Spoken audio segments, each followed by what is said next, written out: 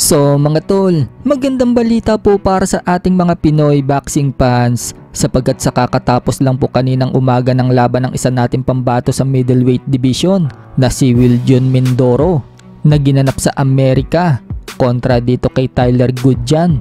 Panalo po ang Pinoy at hindi na pinatagal ang laban.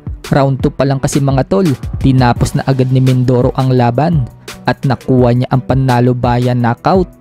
Nagpasikat nga po si Mindoro sa unang sabak niya sa Probox TV. Umpisa pa lang ng round 1 mga tol, maganda na ang binibitawang suntok ni Mindoro. Nagkaroon agad ng gasgas ang mukha ng kalaban sa lakas ng suntok na binibitawan ng Pinoy. Subalit kung titingnan mga tol, parang hindi natitinag itong si Goodjan. Sa halip kasi na dumepensya siya at tumiwas muna. Dahil madalas siyang matamaan ng mga solid shot ng Pinoy, pasulong pa din siya at pinipressure niya ang Pinoy. May pagkakataon pa nga mga tol na tinatawanan niya lang ang suntok ni Mindoro.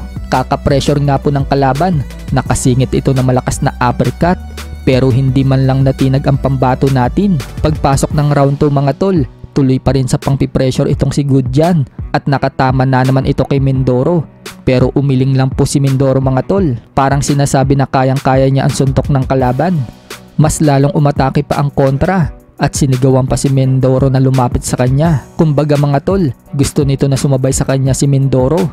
Kumakaunter kasi ang Pinoy mga tol habang umaatras hanggang sa mahuli ni Mindoro ng left hook itong British fighter at biglang naggrogi. Sinundan agad ng kombinasyon ni Mindoro hanggang bumagsak na ito sa lona. Agad tumayo ang kalaban pero dahil sa hilo, napasandal siya sa lubid at parang nakatungga siya ng lambanog. Hilong-hilo kasi ito mga tol pero nagawa naman niya makatayo ng diretso at naipagpatuloy pa ang laban. Subalit wala na pong sinayang na oras si Mindoro.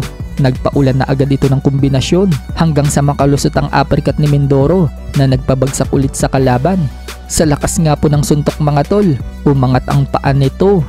Pero nagawa pa makatayo nito mga tol at tinanong siya ng referee kung hihinto na ba. Pero palaban nga ito mga tol at itinuloy niya pa rin. Kaya sa pangatlong pagkakataon, muli na naman siyang bumagsak at doon na hininto agad ng referee at hindi na binilangan pa itong si Goodjan. Dahil sa panalo ng Pinoy mga tol, nananatili pa rin po siyang walang talo at may 100% knockout rate pa din. Umabante na ang record niya sa 12 wins, no losses and 1 draw with 12 knockouts. Habang yan na po ang pang-anim na talo ng kalaban.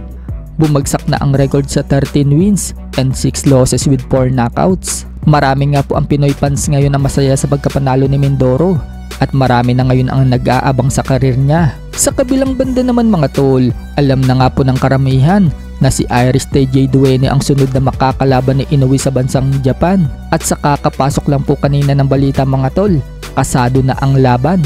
Matapos maglabas ng statement itong si Mike Coppinger ng ESPN, gagawin nga daw po ang laban na yan sa buwan ng September sa Japan. Pero wala pa pong petsa kung kailan sa September.